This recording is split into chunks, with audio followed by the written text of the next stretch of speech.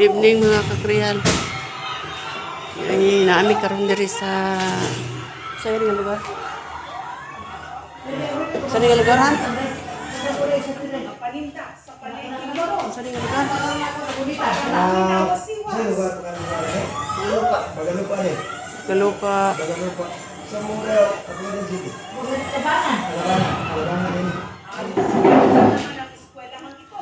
Ani karon diri mga kakrial sa Bagalupa.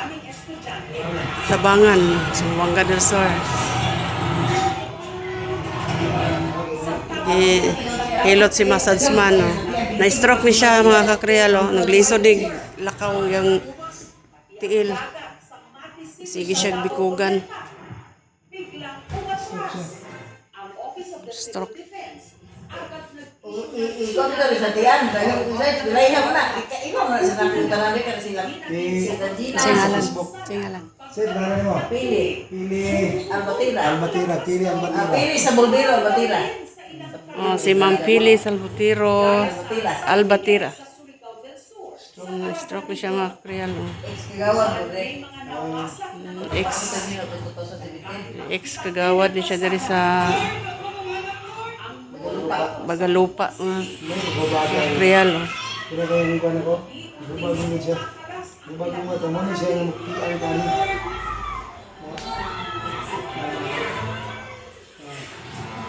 Okay.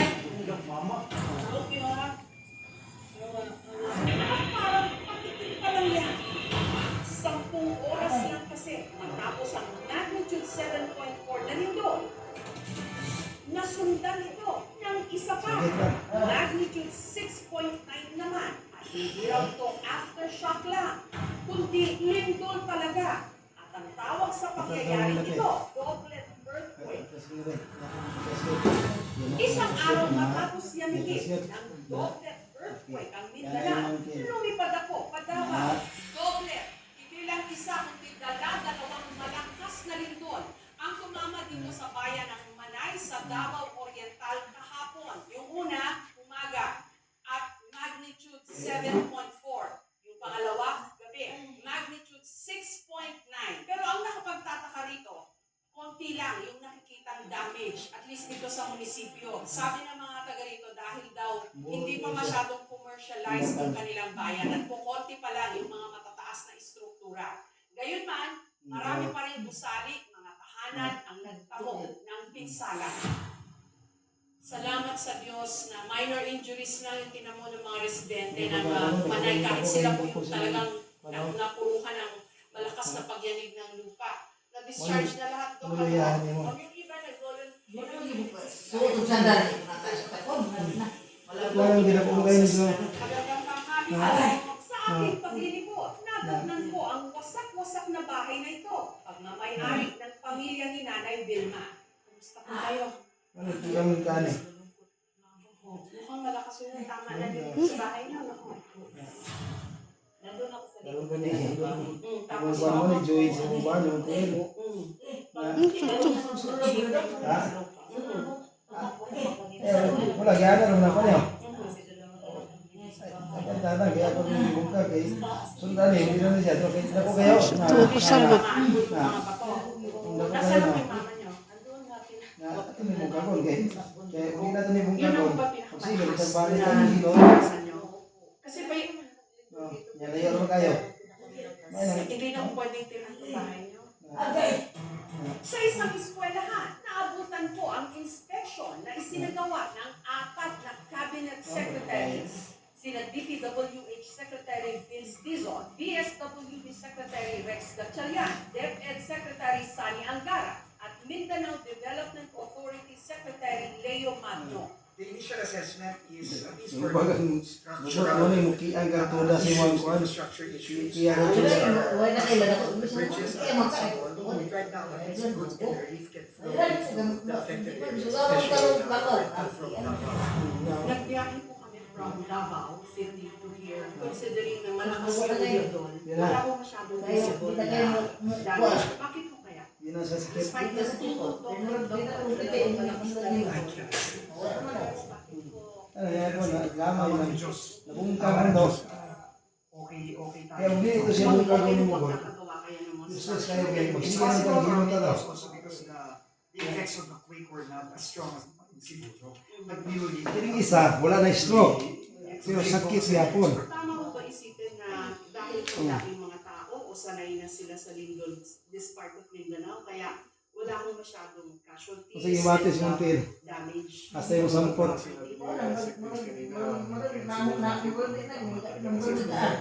Oh. Gaan yun sa Gaan na yung gibati. Bugat man gyud kay ito imong paminaw ato kay Ilang schools po damage sa ulan. tungod sa nanghubak nimo mga ugat. Eh, bato yapon mo na eh. Pero kay ang nagilod. Ha? Pero nasa loob ng evacuation center, around 7,000. Pero the numbers are moving kasi may ibang Okay, mga kay- moving na sa mga lagyan na lang nila. siya. May mga bahay na nasira pero they were really preemptively evacuated. We have around Ang mga ugat mong butanan. family food packs kahapon dinidistribute na yun. And then ngayon tuloy-tuloy pa rin. Nagkaon sa akin. Pero Hindi bababa Wala, sa wala, puto wala. ang namatay.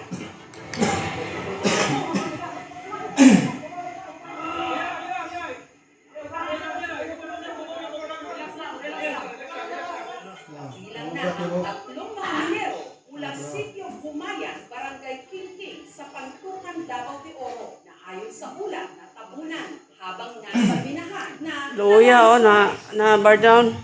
isa sa kanila ang 28 Balik ka, Pikas. anyos na anak Hayang- ni Clarita hayang na ka. na si Noriel. Liyan na sa Ano ano na sa wala. Kaya ko sa mga kuwan ng tikas. Apas dire para lang kung makakita sa Gaan mo na eh. naghihilan na po niya taman. Kasi yung sampot. Nang mapinagkaot yun na siya sa kinikarin mo nang dili ko makadawat niya. Mo tayo ka ng luyan. Kini, wala na siya stroke. Yung sakit niya po. Sakit yun na Okay, bati mo ni mo. Ano po ba ni?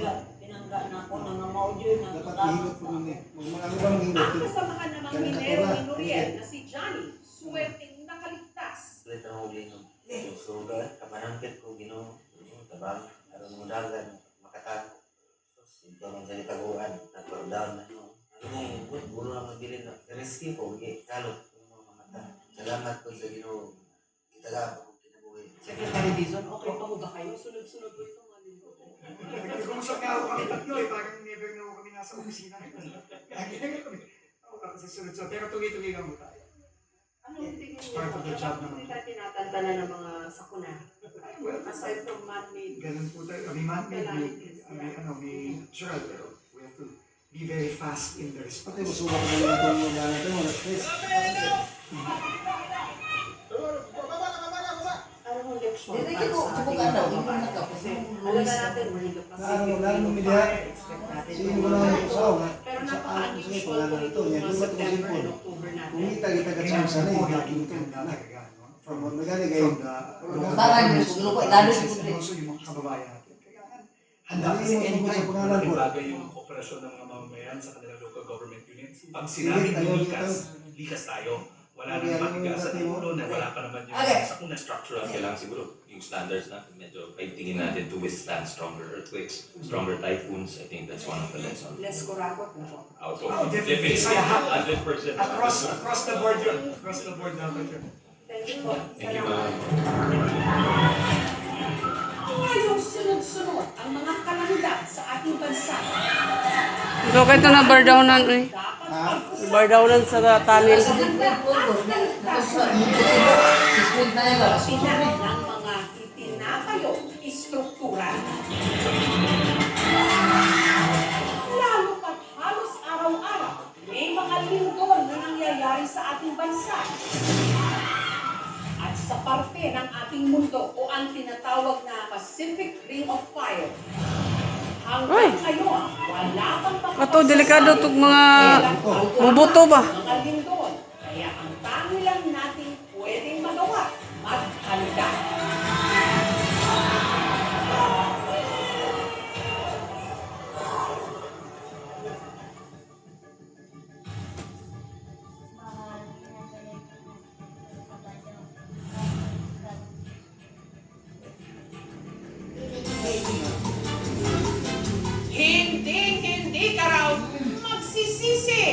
kapag natikman ang parang maliliit nilang talaba sa Samar na kung tawagin, sisig.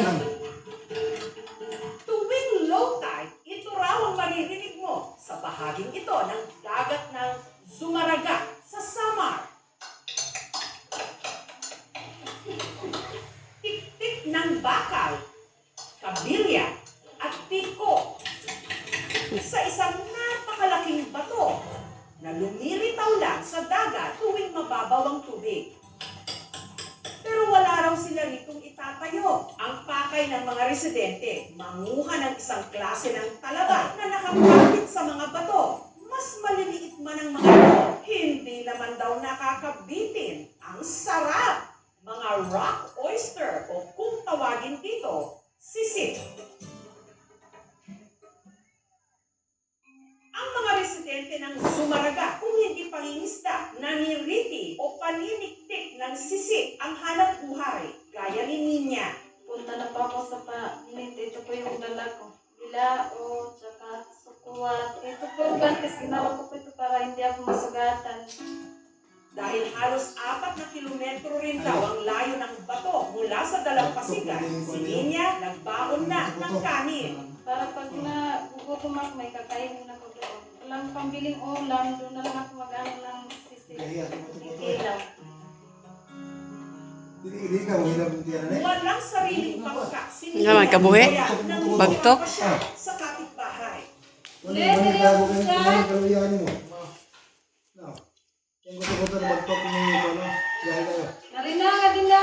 Na, Alakat na kita! dahil kayo. Sige. Ano? Magtugin mo ba ang kukuhan yung tiyan? Kanan lang. Katulipan. Na, ginawa. Kurangin.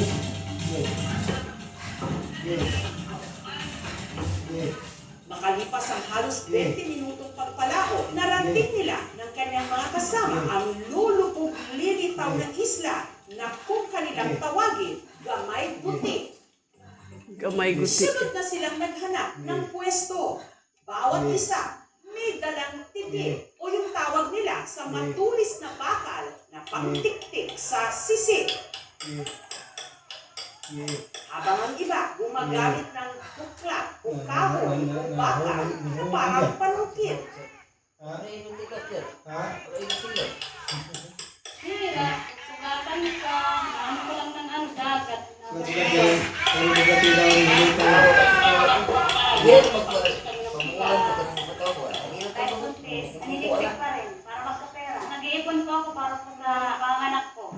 Dahil abala sa pagtitiktik sa bato, hindi na nila namalaya ng oras.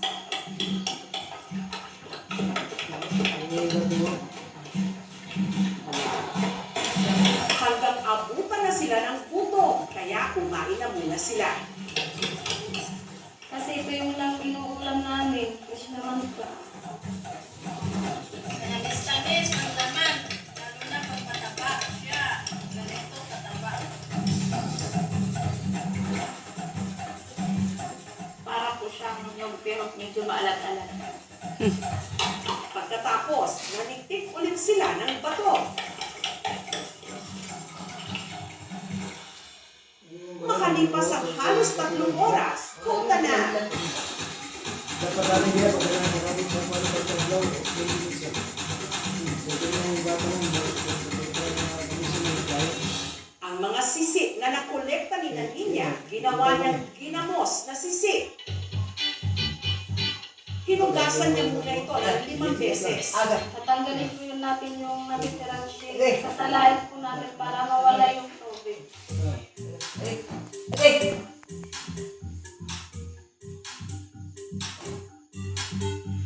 maganda ganyan, nasa mga. Inilagay sa palanggana at saka niya binudburan ng asin. Naman yung buyo. Naman yung panyawa. Naman yung gabon. Ibabad lang. Agay. Asin niya, matunaw po. Maluto yung sisi para maganda po ilagay sa bote.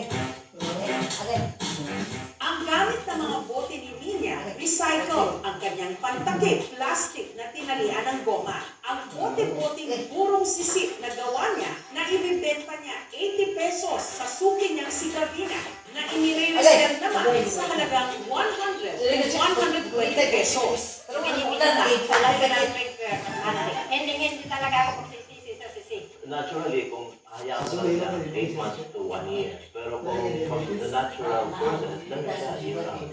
Kapag high tide naman daw, mahirapan ang pag-harvest ng sisi. Kaya ang LGU o local government unit ng Thank you for watching mga Krial. Please like, share, and subscribe.